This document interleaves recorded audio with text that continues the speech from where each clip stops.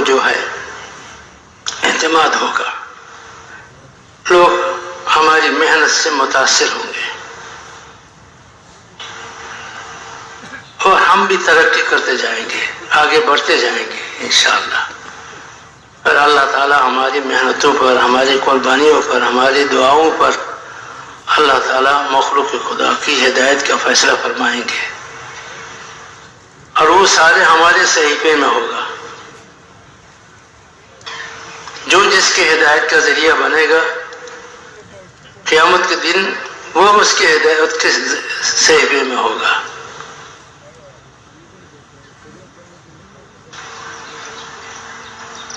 خوش قسمت ہے وہ انسان جس کو اللہ تعالیٰ خیر کا چابی بناوے۔ طوبی لمن جعلہ اللہ مفتاحا للخیر ومغلاقا للشر، جس کو اللہ تعالیٰ نے خیر کا چابی بنایا اور شر کا تالا بنا دیا، تو اللہ تعالیٰ کے نزدیک وہ بڑا اچھا انسان ہے، مبارک انسان ہے۔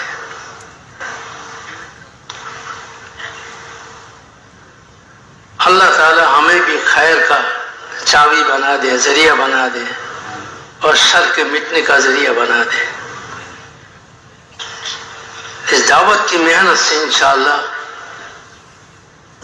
امت میں یہ صفات پیدا ہوگا کہ اللہ تعالیٰ امت کو خیر کا ذریعہ بنا دے گا اور شر کے مٹنے کا ذریعہ بنا دے گا۔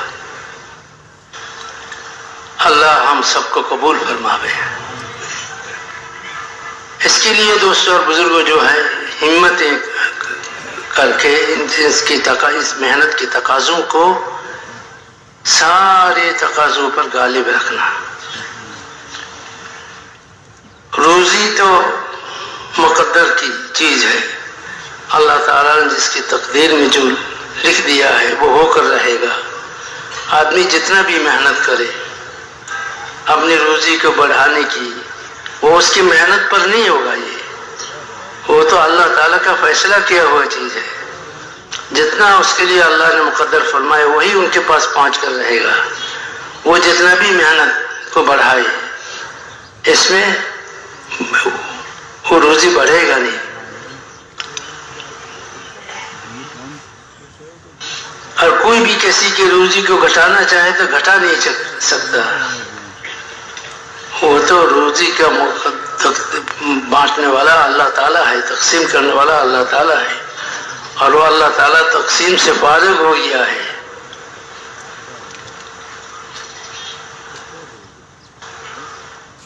تو ہم محنت کو بڑھائیں گے، قربانی کو بڑھائیں گے اور تقاضوں کو پورا کرنے کے لیے اپنا آپ کو پیش کریں گے۔ اس کی خوف نہ کریں کہ پھر دنیا کی ضرورتوں کی کیا ہوگا، وہ تو فیصلہ ہو چکا ہے۔ ہمیں دنیا میں آنے سے پہلے ہی اللہ تعالیٰ ہمیں دنیا میں بھیجنے سے پہلے ہی ہماری ساری روزی کا جو ہے فیصلہ کر دیا ہے۔ مقدر میں تقدیر میں لکھ چکا ہے، لکھا گیا ہے، اور قلم اٹھا لیا گیا قلم۔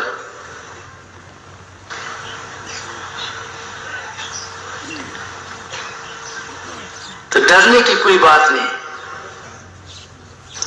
تقاضے پورے کرنے میں جو رکاوٹیں ہوتی ہے، وہ گھر، بیوی، بچے اور دنیا کی ضرورتیں، تقاضے، یہ ساری چیزیں جو ہے رکاوٹ بنتی ہے۔ تو جب کہ یہ ساری چیزیں تقدیر کے ساتھ جڑا ہوا ہے تو پھر ہمیں کیا پرواہ ہے، ہمیں کس کی خوف ہے؟ وہی ہوگا جو اللہ نے ہمارے تقدیر میں لکھ دیا ہے۔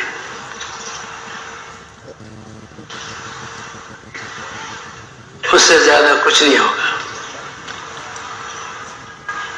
اس راستے میں دوستوں اور بزرگوں اللہ تعالیٰ سے ہونے کی یقین، اللہ تعالیٰ کی ذات سے سب کچھ ہونے کا یقین ہے اصل پونجی، جو ہمیں ہر تقاضے پر چلائے گا، اگر ہمارا یہ یقین اندر بن گیا ہے کہ تمام کائنات اللہ کے سوا کچھ نہیں کر سکتا ہے اور اللہ کائنات کے کسی چیز کے بغیر سب کچھ کر سکتا ہے اور نفع نقصان کا مالک صرف اللہ ہی ہے، کسی بھی چیز میں کسی بھی مخلوق میں نفع نقصان کی ملکیت نہیں ہے، وہ اس میں یہ طاقت نہیں ہے کہ کسی کو نفع پہنچاوے کسی کو نقصان پہنچاوے، اس کا تو مالک صرف اللہ جل جلالہ ہے، وہ تمام کائنات کا مالک ہے، خالق ہے اور تمام کائنات ان کے قبضے قدرت میں ہے، وہ جس طرح چاہے استعمال فرماوے۔ ہر چیز میں جو نفع نقصان نظر آتی ہے وہ اس کی اپنی خاصیت نہیں ہے، اس میں یہ خاصیت اللہ کی طرف سے رکھی ہوئی ہے، اور جب تک اللہ چاہے گا رہے گا اور جب اللہ نہیں چاہے گا تو نہیں رہے گا۔ دو مریض بیمار ہوتا ہے اور ڈاکٹر کے پاس جاتا ہے، دونوں ایک ہی مرض کا شکار ہے، تو ڈاکٹر دونوں کے لیے برابر دوا کا تشخیص کرتا ہے، لیکن ایک آدمی کو شفا ملتا ہے دوسرے کو نہیں ملتا ہے۔ کیا وجہ ہے؟ ڈاکٹر ایک ہی ہے اور دوا بھی برابر ہے اور مرض بھی ایک ہی ہے اور عمر بھی برابر کی عمر ہے، جوان ہے دونوں یا دونوں بوڑھے ہیں، تو برابر کی دوا اور ڈاکٹر سب کچھ برابر، لیکن فائدہ ایک کو ہوا دوسرے کو نہیں ہوا۔ کیا ہوا؟ یہ اللہ کا امر ہے، اس میں اللہ کا امر تھا اس نے کام کیا، اس میں اللہ کا امر نہیں تھا تو کام نہیں کیا۔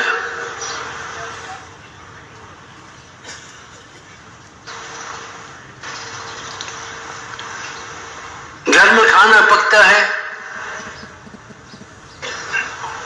ایک عورت کھانا پکاتی ہے، گھر کے سارے بوڑھے جوان بچے مرد عورت سبھی کھاتے ہیں، تو ہر ایک کو علیحدہ علیحدہ فائدہ پہنچتا رہتا ہے۔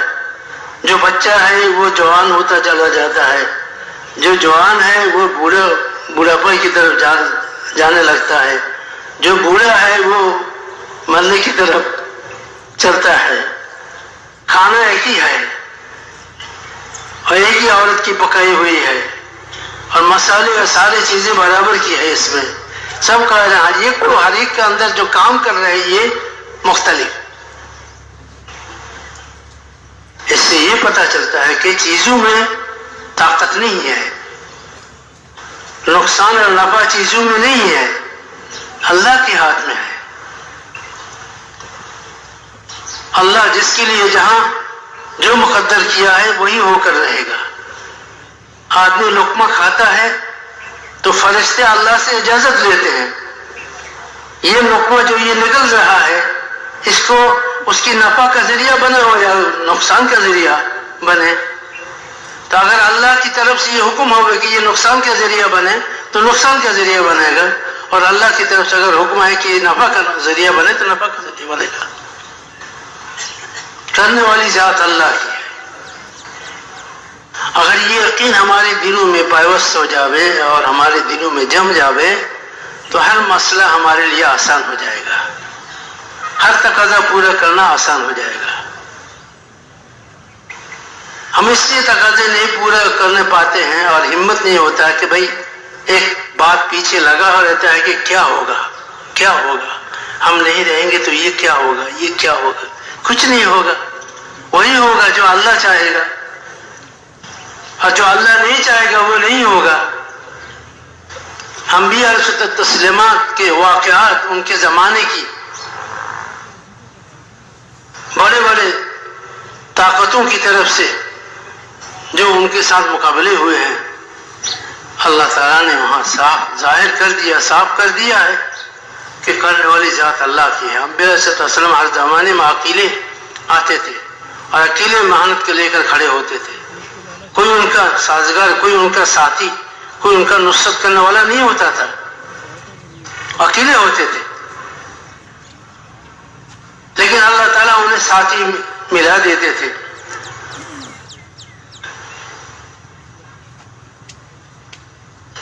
اور اللہ تعالیٰ ان کے لیے میدان کا ہموار کر دیتے تھے، اور بڑے بڑے طاقتوں کے مقابلے میں وہ کامیاب رہے۔ ابراہیم علیہ السلام نمرود کے مقابلے میں، کتنی بڑی طاقت ہے نمرود کا، جس نے اپنے آپ کو خدائی کا دعویٰ کیا ہے، اور ابراہیم علیہ السلام اکیلے ان کے خلاف کھڑے ہوئے اور صاف فرما دیا کہ تم سے کچھ نہیں ہوتا، مخلوق سے کچھ نہیں ہوتا، اس کا اقرار کرو، اللہ سے سب کچھ ہوتا ہے، اللہ تعالیٰ نے کو وحدانیت کا اقرار کرو، اللہ کو مانو اور اللہ کی مان کر زندگی گزارو تو کامیاب ہو جاؤ گے دنیا میں آخرت میں، ورنہ دنیا بھی برباد ہو جائے گا اور آخرت بھی برباد ہو جائے گا۔ اسی طرح موسیٰ علیہ السلام فرعون کے مقابلے میں اور نوح علیہ السلام ان کے قوم کے مقابلے میں، اور میرے بھائی اور بزرگوں قوم عاد، قوم سمود،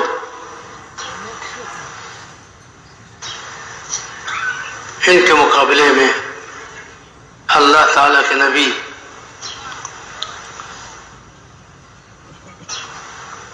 دعوت دی، محنت کی، تو اللہ تعالیٰ نبیوں کے ساتھ دیے اور ان کی نصرت و مدد کیے، تو وہ غالب رہے اور کامیاب رہے، اور تمام باطل قوتیں، باطل طاقتیں ہیچ ہو گئی۔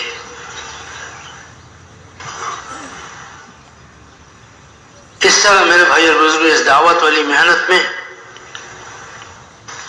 وہی قوت اب بھی باقی ہے، اگر اس کام کو ان صفتوں کے ساتھ کیا جاوے جن صفتوں کے ساتھ انبیاء علیہ التسلیمات نے اس محنت کو کیا ہے اور حضرت صحابہ کرام نے اس محنت کو کیا ہے، تو اللہ اس زمانے میں بھی اس کام کی وہ تاثیریں اللہ تعالیٰ ظاہر فرمائیں گے، اس کام کی اللہ تعالیٰ قوتوں کو ظاہر فرمائیں گے جو اللہ تعالیٰ انبیاء علیہ السلام کے زمانے میں اور حضور صلی اللہ علیہ وسلم کے زمانے میں اور صحابہ کرام کے زمانے میں اللہ تعالیٰ نے ظاہر کیا تھا۔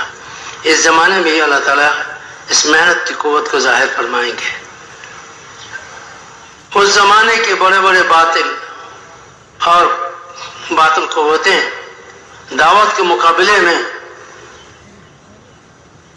ہار گئے، اور دعوت کے مقابلے میں یہ دب گئے۔ اس زمانہ کی بھی جو جتنے باطل ہیں، اگر یہ دعوت صحیح طریقے پر اور صحیح نہج پر اور جو ہے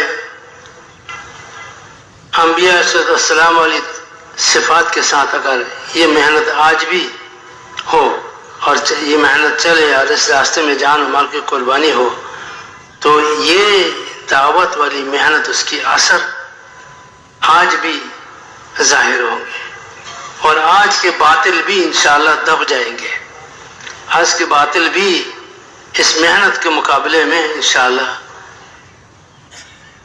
دب جائے گا، لیکن ضرورت ہے اس کی کہ اس محنت کو ان صفتوں کے ساتھ لیا جائے، اور یہ 6 نمبر ہے کہ محنت کرنے والے ان صفتوں کو اپنے اندر پیدا کرے، ایمان کی حقیقت کو اپنے اندر پیدا کرے، اور جاندار عبادت اپنے اندر زندہ کرے، اور جو ہے علم و ذکر کی روشنی میں اس محنت کو کرے، اور معاملات کی صفائی، معاشرت کی پاکیزگی اور اخلاق کی بلندی کے ساتھ اس محنت کو کرے، اور اپنی جان اور مال اور اپنی ظاہری باطنی ساری قوتیں اس محنت میں لگائے، اور محنت کے ہر تقاضے میں لبیک کہے اور آگے بڑھے، اور اللہ پر بھروسہ کرتے ہوئے چلے، اللہ کی رضا جوئی کے ساتھ اس محنت میں لگے، اور دوسرا کوئی مقصد نہ ہو، اس محنت سے دنیا نہ بنائے، دنیا حاصل نہ کرے، بلکہ اس محنت سے مقصد صرف کیا ہو؟ اللہ کی رضا ہو، اللہ جل جلالہ کی رضا جوئی ہو اور کوئی چیز نہ ہو، تو پھر انشاءاللہ اللہ تعالیٰ اس محنت سے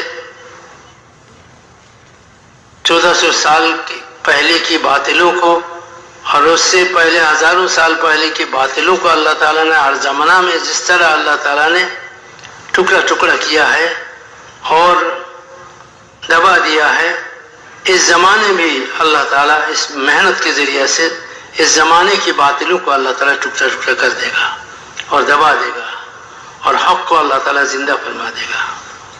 اس کے لیے جو ہے ہم ارادے کریں، ہمتیں کریں اور تقاضوں کو پورے کرنے کی نیت کریں کہ جو بھی تقاضے ہمارے بڑوں کی طرف سام پر آوے ہم ان تقاضوں کو انشاءاللہ پورا کریں گے۔ تیار ہیں اس کے لیے بھائی؟ ہم سارے تقاضوں کو پورا کریں گے۔ اس کے لیے پریشان نہ ہو کہ بھائی بھی بال بچوں کا کیا ہوگا، دنیا کا کیا ہوگا۔ ارے بھائی وہ تو سارے بہت پہلے فیصلہ ہو چکا ہے، وہی ہوگا۔ باقی ہمیں شریعت کی مد نظر شریعت کی روشنی میں چلنا ہوگا۔ کوئی حقوق ہمارے ذمہ ہو جس کا ادا کرنا واجب ہے، واجبی حقوق ہو، تو ضرور اس کی بھی فکر کیا جائے، کیونکہ ہمارے یہ محنت کے لیے نہیں ہے بلکہ یہ محنت دین کو زندہ کرنے کے لیے ہے۔ تقاضوں کو پورا کرتے ہوئے اس کی بھی رعایت کی جائے، کوئی حقوق واجبہ ہمارے اوپر باقی نہ رہے۔ کسی کا واجب حقوق، کسی کے ساتھ لین دین اور کسی کا قرضہ ہمارے ذمہ ہے تو ضرور اس کو ادا کرنی چاہیے، اس کا بھی فکر کرنی چاہیے۔ ایسا نہ ہو کہ اس کا حق ہم پر رہ گیا اور ہم مارے پھر رہے ہیں اور دنیا میں گھوم رہے ہیں، یہ بھی ٹھیک نہیں ہے۔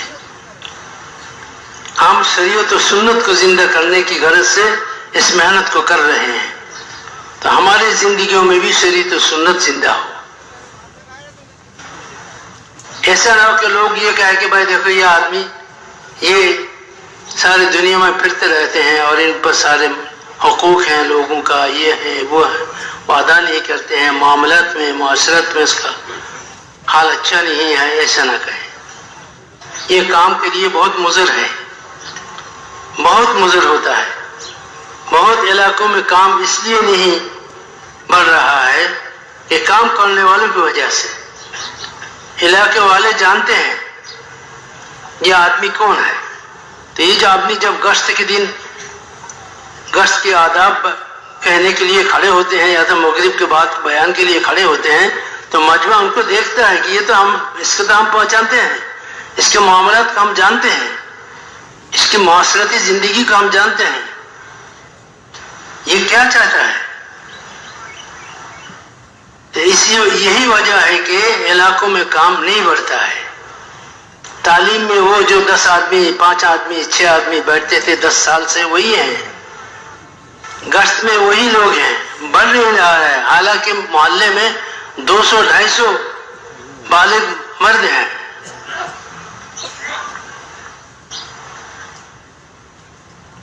سال سے 5 آدمی 6 آدمی تعلیم میں بیٹھ رہے ہیں اور گشت میں جا رہے ہیں، 3 دن لگا رہے ہیں، تو یہی لوگ، نیا کوئی نہیں آ رہا ہے۔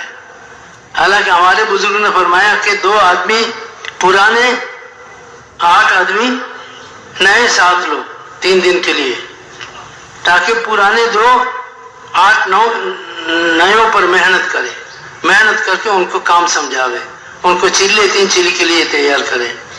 تو آپ نیا آدمی تو بڑھتا نہیں ہے، کیوں نہیں بڑھ رہا ہے؟